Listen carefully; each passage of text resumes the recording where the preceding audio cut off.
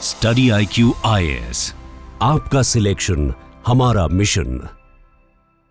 दोस्तों, एक टाइम था जब इंडियन मार्केट में बाहर से बड़े बड़े FMCG ब्रांड्स बड़े जोश से आए। सोचा कि भाई इंडिया की जो करोड़ों कंज्यूमर्स हैं उनको अपना प्रोडक्ट खिला पिला के इंप्रेस कर देंगे। पर दोस्तों, काफी विदेशी या फॉरेन ब्रांड्स को यहां धक्के खाने पड़े।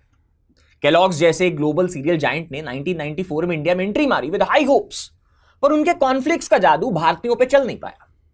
इंडियंस ने शुरुआत में नयापन समझ के सीरियल को खरीदा, पर रिपीट परचेज नहीं हुआ। अब सवाल उठता है कि भाई क्यों?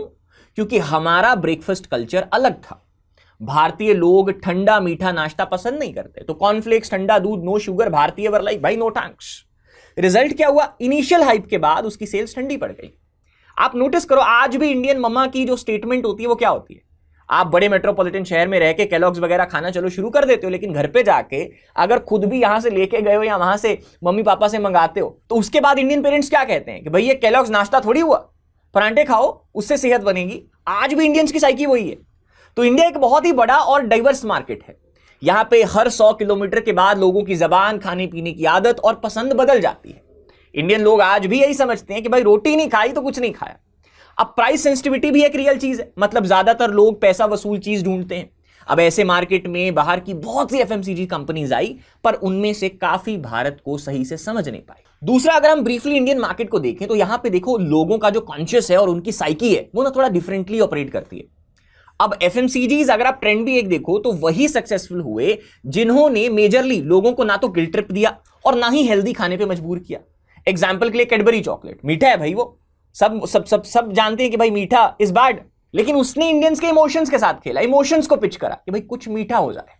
जो आमतौर के ऊपर घर में चाहे खीर बनती है या कुछ भी बनता है विच इज कंपैरेटिवली हेल्दी, उसके लिए यूज किया जाता है कि खाने के बाद कुछ मीठा हो जाए, और वो घर घर का नैरेटिव बन गया। अब जो ब्रांड्स हेल्दी चीजें पिच करते हैं, शायद वो इंडियन लोगों की साइकी को समझ नहीं पाते कि भाई हमारे लिए हेल्दी खाना इज जस्ट होममेड खाना, जो घर का बना हुआ है हमारे लिए वही हेल्दी है। आप बाहर का कुछ भी भाई हेल्दी के नाम पे बेचो, हम लोग उसको बहुत कम अट्रैक्ट होंगे या खरीदेंगे। अब इंडियन मार्केट की यूनिकनेस को आप दो ब्रांड से भी ले सकते हो। लिशियस आया तो उसने पैकेज्ड मीट का जो कॉन्सेप्ट था वो भारत में, लेकिन हमारे यहां पे अमेरिका जैसा सिनेरियो नहीं चलता।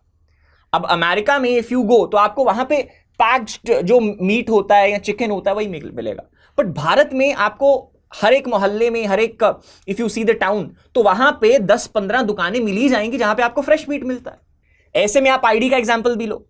साउथ इंडिया का खाना उसने नॉर्थ इंडिया में पिच करा, क्योंकि नॉर्थ इंडियंस को वो इडली का बैटर जो देता है, वो डोसा का बैटर देता है, उनको साउथ इंडिया का वो ट्रेडिशनल चीजें नहीं पता कि भाई ये कैसे बनेगा, तो उसने उनको इजीली दे दिया, और आईडी आज नॉर्थ इंडिया में देखो कितना बिक रहा है। अब साउथ इंडिया में भी ऐसी चीज हो सकती है। अगर आप आईडी को कॉपी करके यहां पे परांठे बेचना नॉर्थ इंडिया में शुरू करोगे तो वहां पे नहीं बिकेंगे, क्योंकि नॉर्थ इंडिया में परांठे लोगों को पता है। अब ये चीज लोगों को क्लिक करेगी साउथ इंडिया में कि भाई हाँ भाई परांठा पता है कैसा बन रहा है ना, हमें नॉर्थ इंडिया का फ्लेवर मिल रहा है परांठे का, ये होता है असली परांठा। तो दोस्तों, इन सब कहानियों के नैरेटिव के साथ आज के अपने इस वीडियो में हम देखेंगे कि भाई क्यों काफी फॉरेन ब्रांड्स फेल हो गए और कैसे हमारे लोकल इंडियन ब्रांड्स ने अपनी समझ और स्ट्रैटेजी से इंडियन मार्केट पे राज किया है। दोस्तों, सबसे पहला एस्पेक्ट है इंडियन कंज्यूमर की साइकी, जिसमें डाइवर्सिटी, वैल्यू और कल्चर तीनों का मिक्स है। देखिए, इंडियन कंज्यूमर की साइकी की बात करें तो दोस्तों, पहली चीज जो दिमाग में आती है वो है diversity. One size fits all approach यहां पे नहीं चलती। जो चीज पंजाब में हिट है जरूरी नहीं है वही वो तमिलनाडु में भी हो, जो ईस्ट में हिट है जरूरी नहीं है वो वेस्ट में भी हो। उसके बाद दोस्तों, इंडियंस वैल्यू कॉन्शियस बहुत है। हम सबको अच्छी क्वालिटी के साथ साथ बेस्ट प्राइसेस भी चाहिए। इसलिए एक एग्जाम्पल देखो, छोटी पैकेजिंग वाला जो सैशे का कॉन्सेप्ट होता है वो यहां पर बहुत बूम करा। आपको हर करियाने वाली दुकान के ऊपर 1 या 2 रुपए के शैंपू या तेल के सैशेट मिल जाएंगे। इंडस्ट्री के एस्टिमेट्स के हिसाब से भारत में लगभग 70% शैंपू के सेल्स सैशे में होते हैं। मतलब कंपनीज को यहां के खरीदार का एक नया तरीका समझना पड़ता है। इसके बाद कल्चर फैक्टर्स भी बहुत मैटर करते हैं। भारतीय लोग अपने ट्रेडिशनल नुस्खे और स्वाद से जुड़ा हुआ फील करते हैं। आयुर्वेद के नेचुरल इंग्रेडिएंट्स, दादी नानी के नुस्खे वाली चीजों को भारतीय लोग ज्यादा ट्रस्ट करते हैं। एक सर्वे में पता चला कि 98% कंज्यूमर्स चाहते हैं कि कंपनीज उनके प्रोडक्ट्स के इंग्रेडिएंट्स और प्रोसेस में पूरी ट्रांसपेरेंसी रखें। दूसरी तरफ सेलिब्रिटी इंडोर्समेंट्स का अगर हम इफेक्ट देखें तो वो बहुत ज्यादा कम हुआ है भारतीय मार्केट में। फॉरेन ब्रांड्स अभी भी ये समझ नहीं पा रहे हैं। 61% से कम होकर ये 37% तक स्लिप हुआ है लास्ट 10 सालों में, और इसकी जगह किसने ली है? Word of mouth. Word of mouth ज्यादा पावरफुल हो गया है। यानी अगर किसी दोस्त या रिश्तेदार ने रिकमेंड करा है तो ज्यादा लोग इस बात को मानते हैं। और ये सब इंडियन साइकी के पार्ट्स हैं जिनको समझकर ही भारत में कोई भी ब्रांड सक्सेसफुल हो सकता है। अब ऐसे में फॉरेन ब्रांड्स की शॉर्टकमिंग कहां रही इस एस्पेक्ट में, वेयर दे वेंट शॉर्ट। तो देखो बाहर की बहुत सी एफएमसीजी कंपनीज जब भारत में आई तो उन्होंने शायद सोचा कि भाई अपना ग्लोबल फॉर्मूला हम यहां भी कॉपी पेस्ट कर देंगे और यहां पे चल जाएगा, पर ऐसा हुआ नहीं। अगर हम उनकी बड़ी बड़ी गलतियां देखें तो सबसे पहले देखो टेस्ट और प्रोडक्ट लोकलाइजेशन की कमी रही। सबसे पहला और बड़ा पॉइंट है टेस्ट एंड लोकल प्रेफरेंस का। दोस्तों फॉरेन ब्रांड्स ने कई बार ये इग्नोर किया कि भाई इंडियन कंज्यूमर्स का टेस्ट पैलेट अलग है। एग्जाम्पल के लिए केलॉग्स जब 1994 में कॉर्नफ्लेक्स लेके आया तो भाई उन्होंने सोचा कि भाई यहां भी लोग सुबह दूध में सीरियल खाएंगे, लेकिन हुआ इसका उल्टा। हिंदुस्तानी नाश्ता जो है वो अक्सर गर्मा गर्म और मसालेदार होता है। सोचो कहां आलू परांठा, इडली सांबर, पोहा और कहां आपका वो ठंडा केलॉग्स। अब इन कंपैरिजन केलॉग्स का जो टेस्ट था वो ब्लैंड था। ठंडा दूध वाली चॉइस जो थी वो लोगों को इनसब्सटैंशियल लगी। और इतना ही नहीं, कंपनी ने अपनी मार्केटिंग में भी ये इंप्लाई करा कि भाई ट्रेडिशनल इंडियन ब्रेकफास्ट हेल्थ के लिए ठीक नहीं है। तो इससे बहुत सारे इंडियन लोग हर्ट हो गए। मम्मीज को लगा कि भाई मेरे परांठे जो मैं अपने बेटे के लिए बना रही हूं देसी घी से, उससे ज्यादा ये चीज हेल्दी होगी और मेरे परांठे हेल्दी नहीं है। तो वो इंडियन लोगों के साइकी को क्लिक नहीं करा। ऊपर से कॉर्नफ्लेक्स का टेस्ट भी काफी माइल्ड और मीठा था, जो इंडियन नाश्ते के एक्सपेक्टेशन से बिल्कुल अपोजिट था।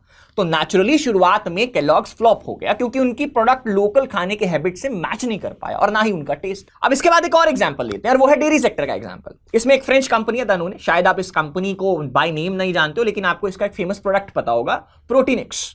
अब प्रोटीनिक्स के साथ साथ इस कंपनी ने भारत में एंट्री मारी थी डेयरी सेक्टर में, और इसका एक प्रोडक्ट भी था जो तगड़ा फेल हुआ और वो था फ्लेवर्ड योगर्ट। पर इन्होंने क्या करा, भारत में फ्लेवर्ड योगर्ट लॉन्च कर दिया, बट एक तरफ योगर्ट है एक तरफ दही है। भारतीयों को पता ही नहीं yogurt is not an Indian concept, कि चल ही नहीं पाया। अब इंडिया में दही तो लोग खाने के साथ खाते हैं या फिर लस्सी या छाछ जैसी चीजें पसंद करते हैं, लेकिन स्वीट फ्लेवर्ड योगर्ट सिर्फ कुछ रीजन जैसे कि बंगाल वगैरह में पॉपुलर है। अब दानोने ने सोचा कि भाई सब कुछ यहां पे बिक जाएगा, पर एक्चुअली ज्यादातर लोगों को यह कॉन्सेप्ट समझ नहीं आया।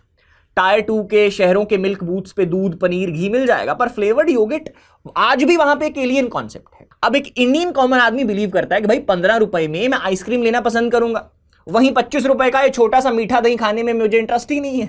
यानी इस फॉरेन कंपनी ने प्रोडक्ट का जो मिक्स था उसको गलत चुन लिया, और इससे जो लोकल टेस्ट था और लोगों की हैबिट्स थी वो नजरअंदाज हो गई और नतीजा फिर उसको भुगतना पड़ा। इसी के साथ दोस्तों जो नेक्स्ट एस्पेक्ट है वो है प्राइस और पैकेजिंग का। दूसरी बड़ी गलती जो भारत में फॉरेन ब्रांड्स करते हैं वो अपनी प्राइसिंग और पैकेजिंग को लेके है। कई फॉरेन ब्रांड्स ने भारत में अपने प्रोडक्ट्स को ऑलमोस्ट वही प्रीमियम प्राइस पर लॉन्च किया जो वो वेस्टर्न मार्केट्स में रखते थे। अब इससे क्या हुआ, मास कंज्यूमर्स तो दूर, जो अर्बन मिडिल क्लास थी वो भी सोचेगा कि भाई इतने पैसे मैं क्यों खर्च करूं जब मुझे सस्ता लोकल अल्टरनेटिव मौजूद है। ऊपर से बड़ी पैकेजिंग ले आए जो यहां के बहुत से कंज्यूमर्स अफोर्ड ही नहीं कर सकते थे ऑन अ डेली बेसिस। दूसरा, इंडियंस को चेंज बहुत पसंद है, बड़ी पैकिंग लाके लगता है कि भाई फंस जाएंगे, एक बार छोटी सी ले लो, अगर अच्छी रही तो फिर बाद में लेंगे, तो उस साइकी को भी समझ नहीं पाए। उसके बाद अगर इसमें भी आप केलॉग्स की केस स्टडी देखो तो उनके कॉर्नफ्लेक्स के डब्बे की जो कीमत थी वो लोकल नाश्ते के ऑप्शन से डबल तक थी। अब इससे जब इंडियन बाजार में ऑलरेडी सस्ते कॉर्नफ्लेक्स जैसे कि लोकली मेड ब्रांड्स हैं वो आधे दाम पे दे रहे थे, तो केलॉग्स का महंगा डब्बा हर कोई क्यों खरीदेगा।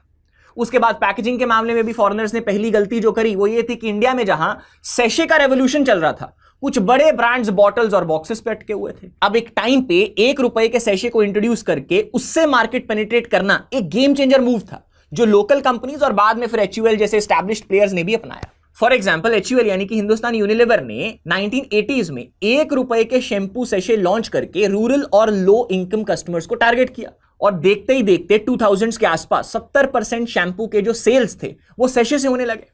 अब अगर कोई नया फॉरेन एंट्रेंट ये ट्रेंड मिस करता तो वो बहुत से बड़े सेगमेंट से कट जाता था।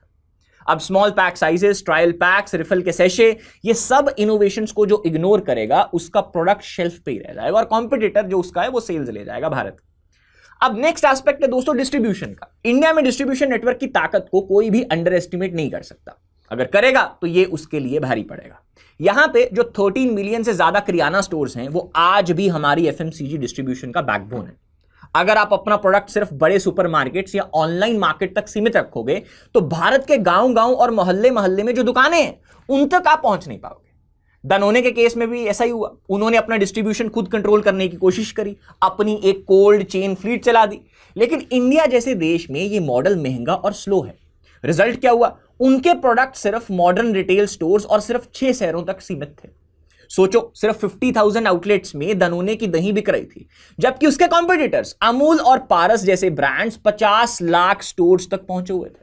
अब इतना बड़ा गैप, इतनी लिमिटेड डिस्ट्रीब्यूशन की वजह से वो कंपनी स्केल नहीं कर पाई। अब इंडिया में हर गली नुक्कड़ की किराना दुकान तक पांव जमाने के लिए डिस्ट्रीब्यूटर नेटवर्क का सहारा लेना पड़ता है, जो इन्होंने इफेक्टिवली नहीं किया।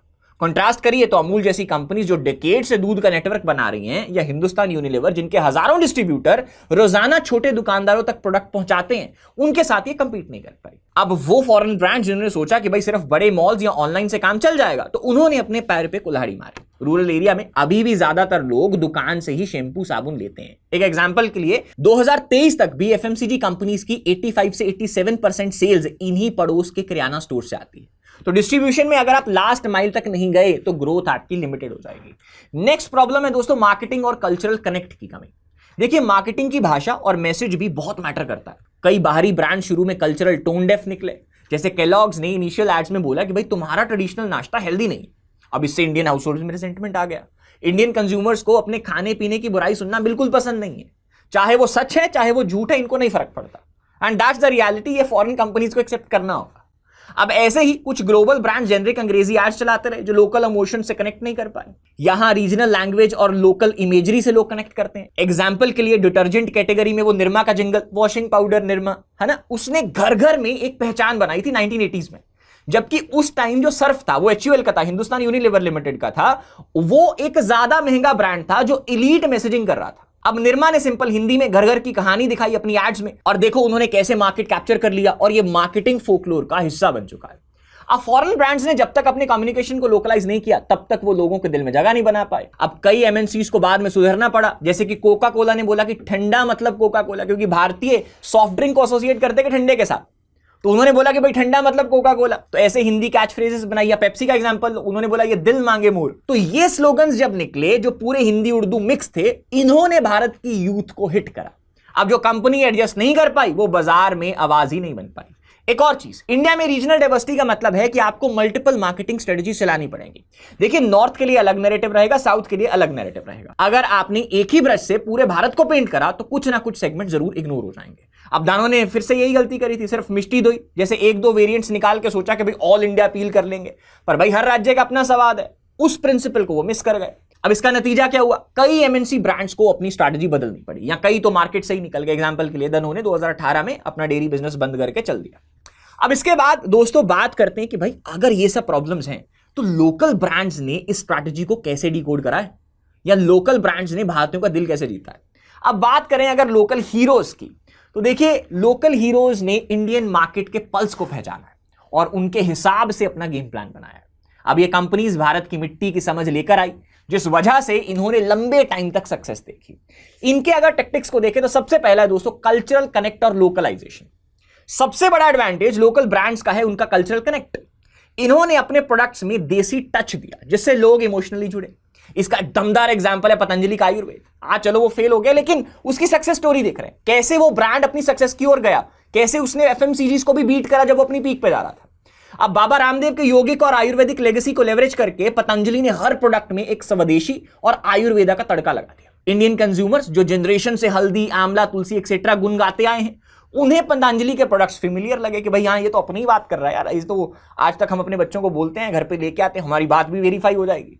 अब 2016-17 तक पतंजलि का जो टर्नओवर था वो 10,561 करोड़ तक पहुंच गया, जो पिछले साल से डबल था, और 5 साल में ये ग्रोथ 20x थी। अब ये देख के ही मल्टीनेशनल जायंट्स के होश उड़ने लगे। पतंजलि की सक्सेस ने प्रूफ किया कि अगर आप नेशनल प्राइड और ट्रेडिशनल गुडनेस को पिच करते हैं तो लोग हाथों हाथ चीजें ले लेंगे। एक पतंजलि स्टोर के अंदर का नजारा इमेजिन कीजिए, शेल्फ है, सारे आयुर्वेदिक और देसी प्रोडक्ट पड़े हैं। पतंजलि ने अपने हर्बल और स्वदेशी पोजिशनिंग से कंज्यूमर का ट्रस्ट जीता, जिससे उनके प्रोडक्ट्स इतने पॉपुलर हो गए। अब कल्चरल कनेक्ट का दूसरा मिसाल मिलता है पेपर बोट की ड्रिंक्स में। इन्होंने कहा कि भाई हम आपको बचपन की यादें पिलाएंगे। आम पन्ना, जलजीरा, काला खट्टा जैसी ड्रिंक्स को मॉडर्न पैकेजिंग्स में लाए ये लोग। अब ये फ्लेवर्स पूरे नॉस्टैल्जिक हैं। हर इंडियन ने कभी ना कभी अपने घर पे वो गली में जो भैया आते थे उनसे ये चीजें पी रखी होंगी। अब पेपर बोट ने इसी इनसाइट को पकड़ा और देखते ही देखते अर्बन यूथ में ट्रेंड बन गया ड्रिंक्स और मेमोरीज का। अब शुरुआत में कंपनी की सेल्स डबल हुई एक ही साल में, फिर फाइनेंशियल ईयर 2016-17 को देखे तो इन्होंने 69 करोड़ तक की पहुंच करी। अब ये नंबर आपको बड़ा नहीं लग रहा होगा ग्लोबल स्केल के ऊपर, पर एक नया ब्रांड होने के बावजूद इतनी क्विक अडॉप्शन दिखाता है कि ये कॉन्सेप्ट हिट था। एंड डिस्पाइट वो कंपीट किससे करा था? कोका कोला, पेप्सी से। अब पैकेजिंग पे भी इन्होंने छोटे छोटे नॉस्टैल्जिक किस्से लिखे जो देखने में अलग और दिल को छूने वाले थे, यानी लोकल इमोशंस को ब्रांड स्टोरी में बुन दिया। अब बड़ी कंपनीज को भी एहसास हुआ कि भाई भारतीय लोग इनके ड्रिंक्स को पसंद कर रहे हैं, तो तुरंत उन्होंने क्लेमेटाइज करा। यहां पे लेसन ये मिलता है कि जो कंपनीज भारतीय ब्रांड से सीखकर, जो भारतीय ब्रांड्स ने लोकल लोगों की नब्ज पकड़ी हुई है, उनको सीखकर अगर क्लेमेटाइज कर लेंगी तो वो सर्वाइव कर जाएगी। Else you have to wrap it up and you have to move back to your nation. तो एग्जांपल के लिए कोका कोला ने अपना एक ट्रेडिशनल ड्रिंक जो था उनका रिमझिम मसाला सोडा, उसको रीलॉन्च करा। पेप्सी ने 7 अप नींबू पानी निकाला, यानी लोकल कॉन्सेप्ट से इंस्पायर होकर मल्टीनेशनल्स ने उन्हें कॉपी करा।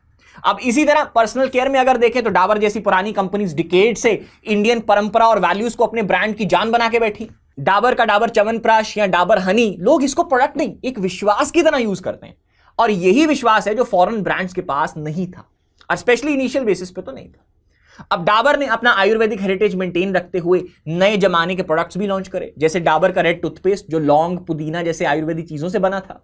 इन टेक्टिक्स से डाबर ने कोलगेट जैसे ग्लोबल ब्रांड को कंपटीशन दिया। 2018 तक पतंजलि और डाबर जैसे प्लेयर्स की वजह से कोलगेट, पेप्सोडेंट जैसे बड़े ब्रांड्स का कंबाइंड टूथपेस्ट शेयर 92% से घटकर 87% हुआ, और पतंजलि दंतकंती खुद 7% मार्केट ले गया एक ही साल में। और यह तब हुआ जब उन्होंने लौंग, नीम, नमक जैसे इंडियन इंग्रेडिएंट्स को अपने टूथपेस्ट में हाईलाइट किया, जो पहले के फॉरेन ब्रांडेड टूथपेस्ट में नहीं थे।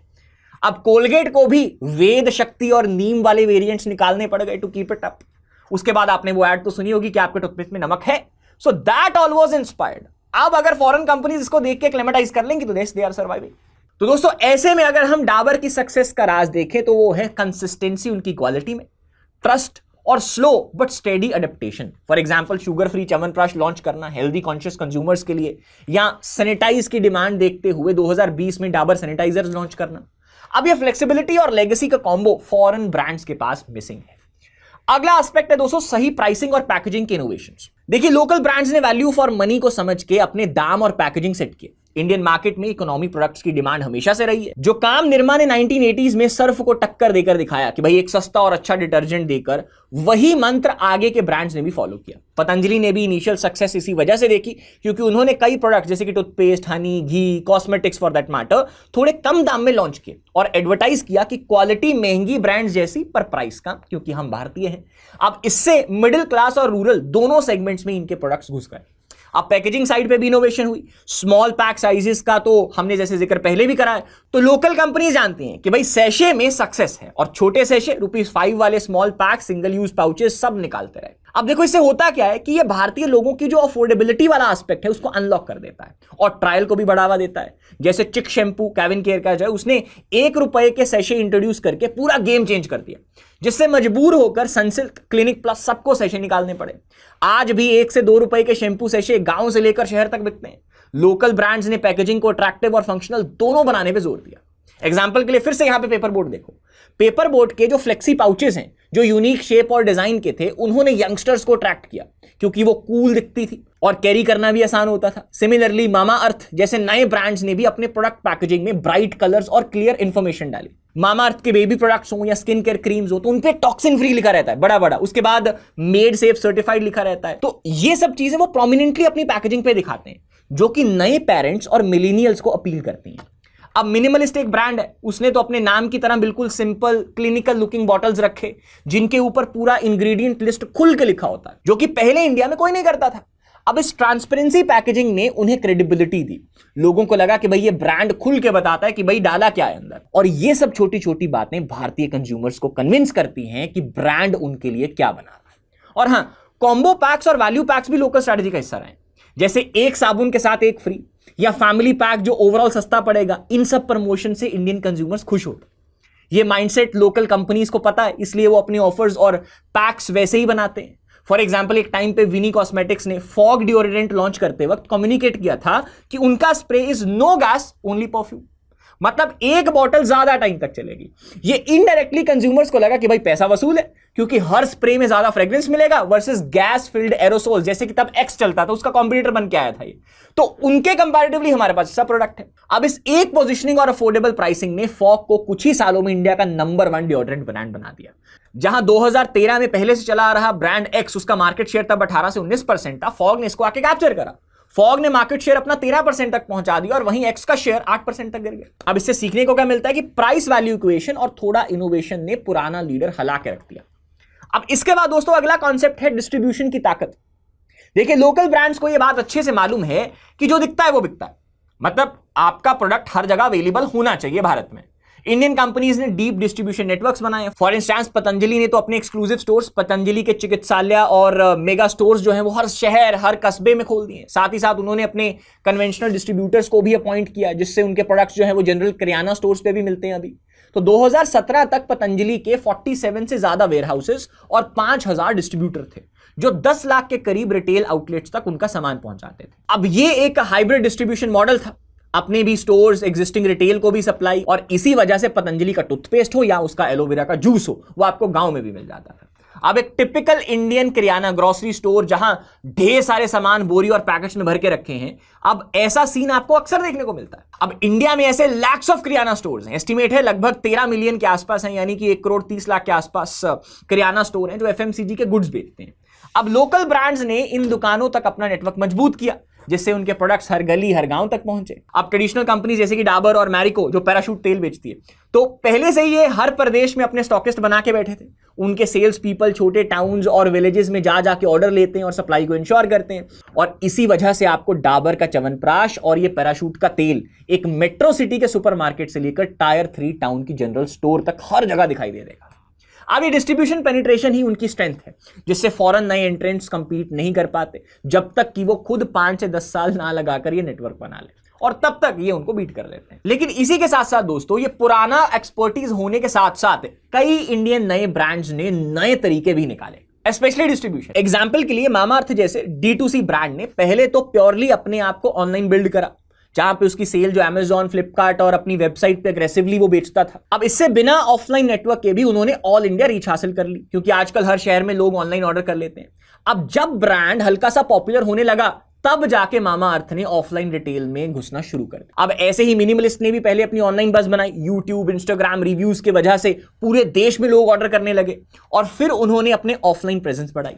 ये डिजिटल डिस्ट्रीब्यूशन का फायदा लोकल स्टार्टअप्स ने उठा लिया, जबकि बहुत से बड़े लेगेसी ब्रांड्स इनिशियली ऑनलाइन को भारत में इतना सीरियसली नहीं ले रहे थे। एक और चीज, लोकल कंपनीज जो भारत की हैं, वो डिस्ट्रीब्यूटर के साथ रिलेशनशिप पे भी काम करती हैं। इंडियन डिस्ट्रीब्यूटर जो डिकेड से किसी कंपनी का माल बेच रहा है, वो उसी ब्रांड को प्रेफर करता है।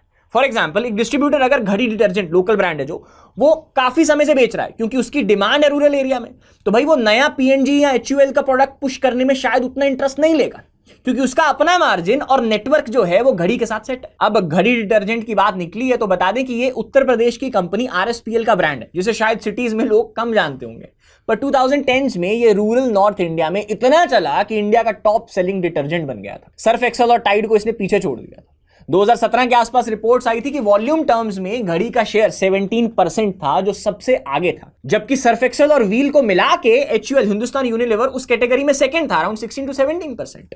यानी डिस्ट्रीब्यूशन और सस्ती प्राइसिंग से घड़ी ने इन जायंट्स को हिला दिया। अब ऐसे बहुत से एग्जांपल्स हैं जहां लोकल ब्रांड्स ने अपना नेटवर्क और रीच यूज करके फर्क क्रिएट करा। अब दोस्तों अगला एस्पेक्ट है ट्रस्ट, ट्रांसपेरेंसी एंड मार्केटिंग। देखिए, उसको आप एक अपनापन टाइप्स भी समझ सकते हैं। तो लोकल ब्रांड्स ने कंज्यूमर के साथ ट्रस्ट बिल्ड करने पे बहुत जोर दिया। पतंजलि ने बाबा रामदेव की इमेज का इस्तेमाल किया, उनके फॉलोअर्स ऑलरेडी उन पे ट्रस्ट करते थे, तो उनके जो प्रोडक्ट्स थे वो भी ट्रस्ट ट्रांसफर पे हो गए। अब ऊपर से उन्होंने मेड इन इंडिया सेंटीमेंट उठाया, जो 2014 के बाद स्वदेशी वेव के साथ कॉइंसाइड कर गया। एक तरह से ये परफेक्ट टाइमिंग भी थी, और इसी वजह से लोगों ने दिल खोल के इसको सपोर्ट करा।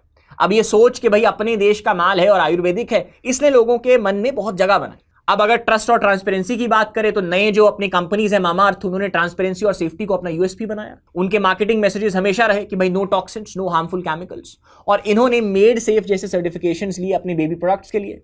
तो इस वजह से जो यंग पेरेंट सेगमेंट है, उनको लगा कि भाई ये ब्रांड उनके बच्चों के लिए सेफ है, और यहां पे ट्रस्ट बिल्ड हुआ। फिर मामाअर्थ ने सोशल मीडिया पे अपने कस्टमर्स के रिव्यूज, फीडबैक को बड़ा हाईलाइट करा। हर प्रोडक्ट के साथ गुडनेस एम्बेसडर का कॉन्सेप्ट चलाया, जिससे कस्टमर को लगा कि ब्रांड उनकी परवाह करता है। और इसका रिजल्ट क्या हुआ? सिर्फ 6 से 7 साल में मामाअर्थ ने 1920 करोड़ का एनुअल रेवेन्यू क्रॉस कर लिया, और 20-25% ग्रोथ ईयर ऑन ईयर करते हुए ये इंडिया की fastest growing personal care companies में आ गया है। अब ये सक्सेस सिर्फ प्रोडक्ट की वजह से नहीं, बल्कि उन्होंने कस्टमर्स के साथ जो कनेक्टेड ब्रांड इमेज बनाई है, उसका फल था। इसी के साथ मिनिमलिस्ट को नहीं भूल सकते। मिनिमलिस्ट ने भी ये ट्रस्ट जीतने के लिए एकदम सीधा अप्रोच किया। उन्होंने इंडियन कंज्यूमर्स, स्पेशली जो जेंजी और मिलेनियल्स थे, जो थोड़े इंग्रेडिएंट सेवी कस्टमर्स हैं, उनकी स्किन केयर में उतरने की कोशिश करी। मिनिमलिस्ट ने उनको दिखाया कि भाई हमारे प्रोडक्ट साइंस बैक्ड और ऑनेस्ट है, कोई फैंसी क्लेम्स नहीं, बस इंग्रेडिएंट्स परसेंटेज तक बता दे। पहले लोगों ने सोचा कि भाई ये तो बस द ऑर्डिनरी, एक फॉरेन ब्रांड है, कनाडा का ब्रांड है, उसका कॉपी है। पर धीरे धीरे मिनिमलिस्ट ने अपनी क्वालिटी से लोगों का भरोसा जीता और इतने कम टाइम में 2020 में इसकी शुरुआत हुई थी और 2023-24 तक की ये ब्रांड 350 करोड़ की सेल्स तक पहुंच गया। अब ये देख के हिंदुस्तान यूनिलीवर जैसे जायंट्स को भी लगा कि भाई इसको एक्वायर कर लो। अब खबर आई थी कि भाई HUL इस स्टार्टअप को 3000 करोड़ की वैल्यूएशन पे खरीदने में भी इंटरेस्टेड है। तो सोचो, जिसे कुछ साल पहले तक कोई जानता नहीं था, अब उसको खरीदने के लिए ग्लोबल कंपनी खुद तैयार खड़ी है, क्योंकि मिनिमलिस्ट ने इंडियन कंज्यूमर्स का एक ट्रस्ट और फैन बेस तैयार कर लिया through it's transparency and effectiveness. दोस्तों, लोकल ब्रांड्स अपनी मार्केटिंग में लोकल फ्लेवर और अपनापन भी लाते हैं। Amul is a classic example, although it's a cooperative but truly a Indian brand. तो उसके जो टॉपिकल एड्स हैं, उसका अपना अमूल गर्ल मैस्कॉट और रीजनल लैंग्वेजेस में कैंपेन्स, इन सब ने हर कंज्यूमर के साथ एक उसका रिश्ता बना दिया। पतंजलि अपने एडवर्टीजमेंट्स में हिंदी स्लोगन्स, भारत माता की इमेजरी यूज करता है जो उसके टारगेट ऑडियंस को रेजोनेट करता है। पेपर बोट ने मार्केटिंग में इमोशनल स्टोरी टेलिंग करी, जैसे कि एड्स में दिखाना कि पिताजी बेटा या मां बेटी नॉस्टैल्जिक मूवमेंट शेयर कर रहे हैं ड्रिंक्स के थ्रू। अब ये सब टैक्टिक्स भारतीय कंज्यूमर्स के दिल को छूने वाली, और इन सब के कारण ही आपने आज पतंजलि, डाबर, हल्दीराम, घड़ी, fog, Mamaearth, paper boat, minimalist जैसे नाम अपने अपने सेगमेंट्स पे बहुत स्ट्रांग पोजीशन पे खड़े हुए सुने होंगे। हिंट्स दोस्तों, अगर हम इस बात को कंक्लूड करें तो इस पूरे डिस्कशन से एक बात क्रिस्टल क्लियर है कि इंडियन मार्केट को जीतने के लिए think global but act local नहीं, बल्कि think local and be local approach सबसे बेस्ट है। जितना डेप्थ में जाके आप इंडियन कंज्यूमर को समझोगे, उनकी साइकी, उनकी पसंद नापसंद, उनकी स्पेंडिंग कैपेसिटी, उनकी कल्चरल वैल्यूज, उतना ही आप अपना प्रोडक्ट और स्ट्रैटेजी सक्सेसफुल बना पाओगे। आपको अपना कंपटीशन और भी स्ट्रांग करना होगा, क्योंकि अब भारतीय ब्रांड्स भी जो फॉरेन ब्रांड्स प्रोवाइड कर रहे थे उनको सीख के क्लेमेटाइज और अडेप्ट कर रहे हैं। एग्जांपल के लिए मिनिमलिस्ट, सिंपल स्ट्रैटेजी, सब कुछ दिखा दिया जैसे फॉरेन ब्रांड्स करते हैं।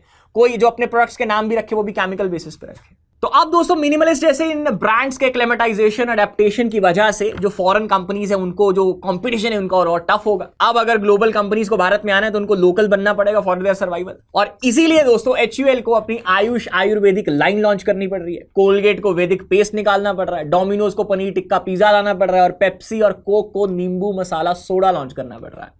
तो एंड ऑफ द डे जो भी ब्रांड कंज्यूमर को सुनेगा और उनकी जरूरत के हिसाब से झुकेगा, वही ब्रांड भारत में टिकेगा। जो अपने ईगो या ग्लोबल टेम्पलेट पे एडमिट रहेंगे, उस ब्रांड का भारत में बैंड बज जाएगा। तो फॉरेन ब्रांड्स के लिए एक बड़ा लेसन है कि भाई when in India do as the Indians do. अपनी सोच को लोकल रंगों में रंग लो, तभी ये बाजार आपको गले लगाएगा। वरना यहां के ग्राहक भी आपकी ही लाइंस के ऊपर सीधा सीधा जवाब देते हैं कि भाई ये दिल मांगे local. So that was analysis for today's video. I hope you like it. Now what are your views about it? Do mention in the comments. जल्द मिलते हैं एक नई वीडियो के साथ. Thank you so much. Study IQ IAS, आपका selection हमारा mission.